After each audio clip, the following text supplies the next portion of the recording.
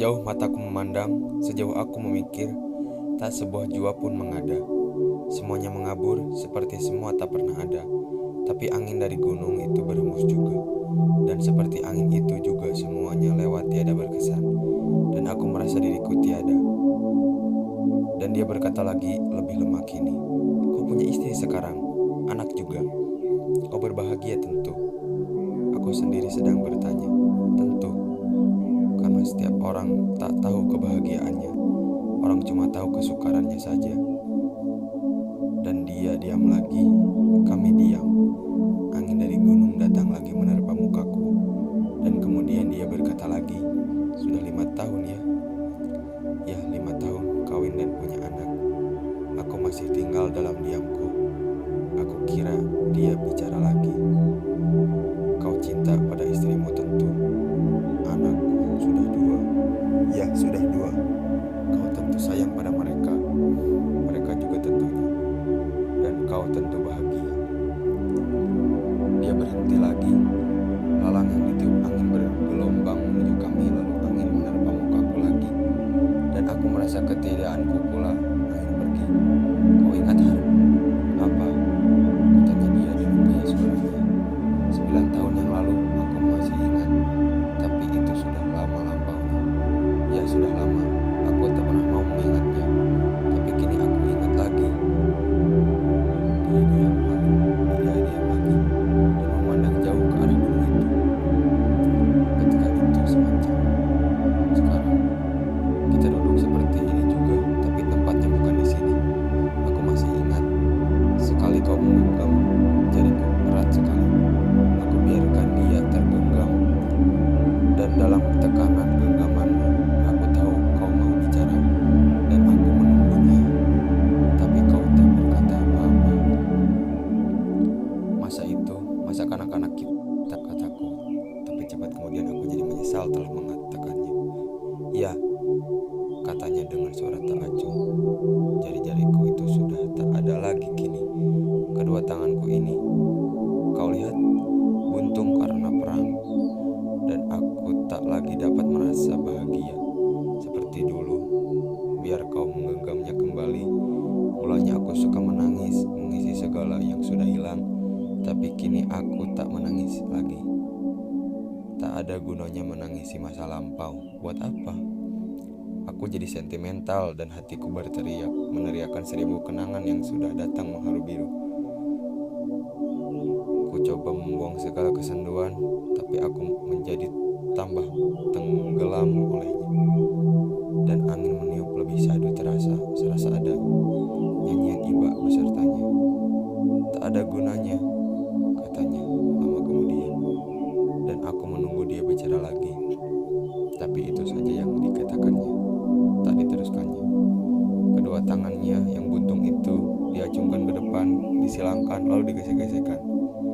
Melihat itu, aku mau terseduh seperti ketika pusara ibu mau ditimbuni.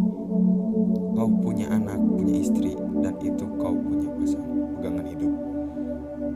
Punya tujuan minimal. Tapi yang penting kau punya tangan.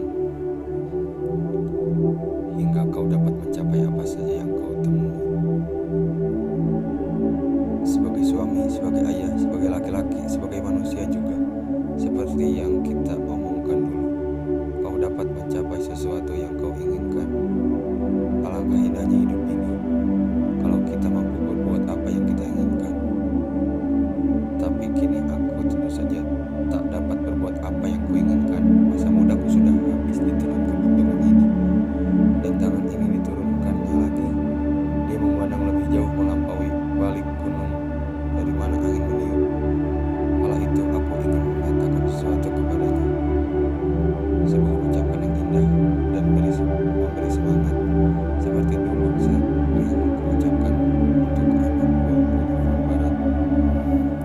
Tapi bagaimana aku dapat mengatakannya kalau semangat itu sendiri telah melemparkan jauh-jauh pada suatu ketika. Dan aku cantik juga bukan, katanya pula. Bahkan tercantik di front barat itu. Aku tahu semua orang mau menarik perhatianku. Semuanya mau mati-matian dan bekerja berat di depanku. Semuanya mau berjuang membunuh musuh demi mendekatiku. Tapi ketika musuh datang, aku kebetulan tak ada di sana. Mereka habis lari kehilangan keberanian. Kalau pemimpin yang datang di front, di waktu tak ada perempuan, aku menjadi sibuk. Aku diminta mengatur tempat tidur mereka, dan ketika mereka mau pergi, dicarinya aku dulu. Dijabatnya tanganku erat-erat dan diucapkannya kata-kata yang indah berisi keharuan. Kami atas nama pemerintah dan seluruh pemimpin perjuangan revolusi kemerdekaan mengucapkan terima kasih kepada saudari. Kami sangat merasa bangga dengan adanya patriot wanita seperti saudari yang selamanya menyediakan waktu untuk memberi semangat kepada prajurit kita. Kami juga yakin kalau saudari tak di sini, tentu front ini sudah lama diduduki musuh. Begitulah, kalau ada orang sakit, aku juga yang merawatnya. Dan di waktu malam-malam yang damai, mereka minta hiburan, aku bernyanyi. Mereka mematik gitar, dan mereka dapat melupakan segala hal-hal yang menekan. Dan waktu itu aku sering merasa jumlah tanganku yang masih kurang. Aku mau tanganku lebih banyak lagi, kalau boleh sebanyak jari ini. Tapi sekali pernah juga aku berpikir-pikir bahwa hidup seperti ini tidaklah akan selamanya berlangsung. Suatu masa kelak akan berakhir juga. Dan kalau perang sudah selesai, aku ingin bersekolah lagi. Sekolah apa? Aku tak tahu. Yang aku tahu cuma tambah banyak ilmu, tambah banyak yang dapat diperbuat. Ya itulah semua. Satu demi satu ucapan berkecauan dalamnya hatiku, dan kini memandangnya lebih menyayat terasa lebih menusuk. Aku jadi tak berani mengangkat kepalaku. Makin lama kian terkulai keseluruhan padaku di dekatnya. Matahari ketika itu sangat cerahnya. Bayangan pohon manggis bertelau-telau pada rumput hijau, dan diriku duduk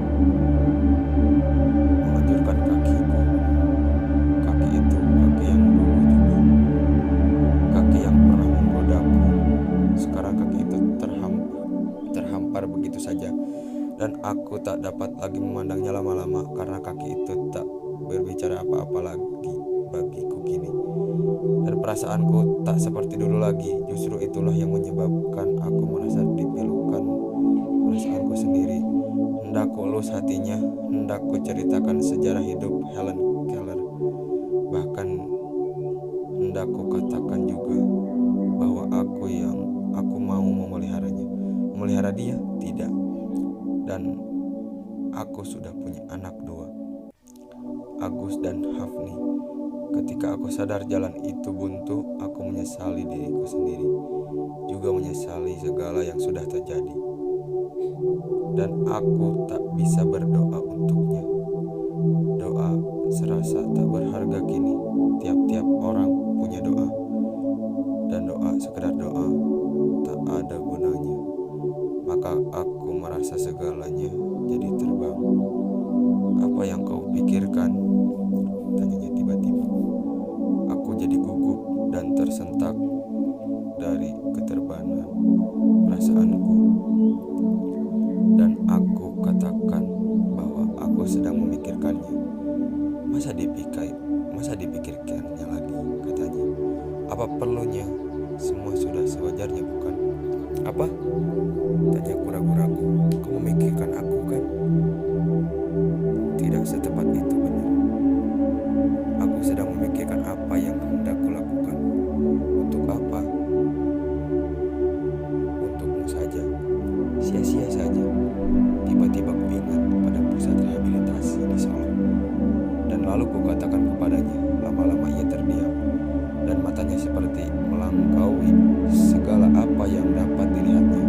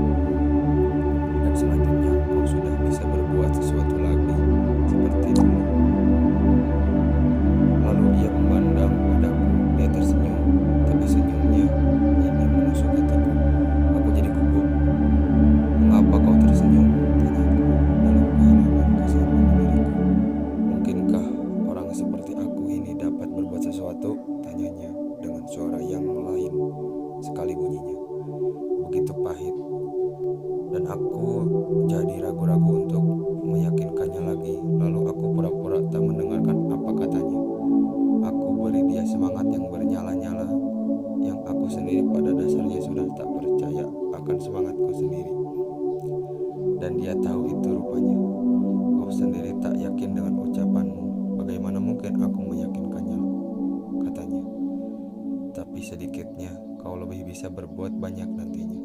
Ya, tentu saja. Seperti juga dulu kan?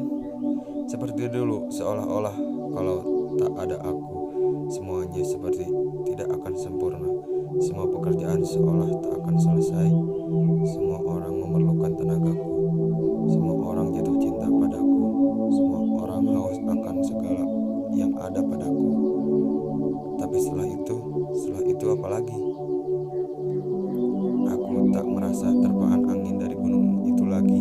Yang kurasakan terpaan ucapannya pada mukaku, karena terasa sebagai umpatan yang pahit tapi dicelup dengan tengguli. Kau kasihan padaku bukan? Kenapa tidak? Ya, tentu saja kau kasihan padaku, karena kau merasa berdiri di tempat yang sangat tinggi, sedang aku jauh di bawahmu. Lalu dari tempat itu kau memandang kepadaku. Oh, alangkah kecilnya kau, katamu. Aku mau membantah, tapi sebelum aku dapat memilih kata, dia berkata lagi seperti tadi saja. Kalau bukan aku yang menyapamu, kau takkan tahu siapa aku, bukan? Sedang mata pertamamu melihat aku tadi, kau seolah melihat pengemis yang dijijiki. Alangkah cepatnya segalanya berubah, dan lebih cepat lagi semua melupakan seorang lainnya. Meski pernah orang itu dicintainya, aku ingin memandangnya tepat, hendak mencoba menyatakan bahwa segalanya mempunyai alasan-alasan tertentu. Ingin aku mentang matanya, hendak meyakinkannya seperti pernah kulakukan dulu kepadanya. Meski bagaimana, aku tahu kau baik, katanya lagi. Tiba-tiba seorang gadis kecil membangun lagi. Panggilan yang tiba-tiba itu mencairkan impitan yang berat antara kami. Kemana Uninun? Melalar saja, tak tahu dibuntung awak. Gadis kecil berkata lagi sambil memandang padaku dengan curiga dan kebencian.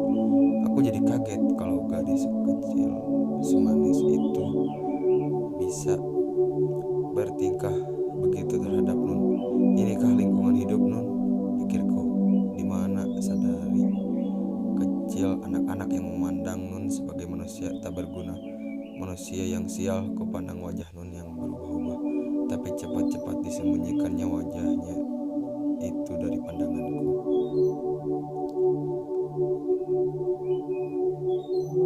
Tolong tegakkan aku mau ke nenek, Nun berkata padaku dengan suara dalam lehernya, dan ku tolong dia berdiri. Tapi waktu itu aku jadi sentimental lagi, melebihi tadi.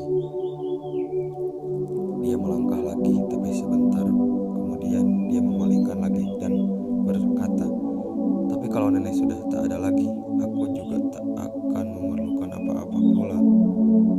Lalu dia melangkah, tapi sebelum dia hilang di balik belukar yang bergoyang riak ditiup angin dari gunung itu, ku katakan kepadanya, besok aku datang lagi ke sini, Nun.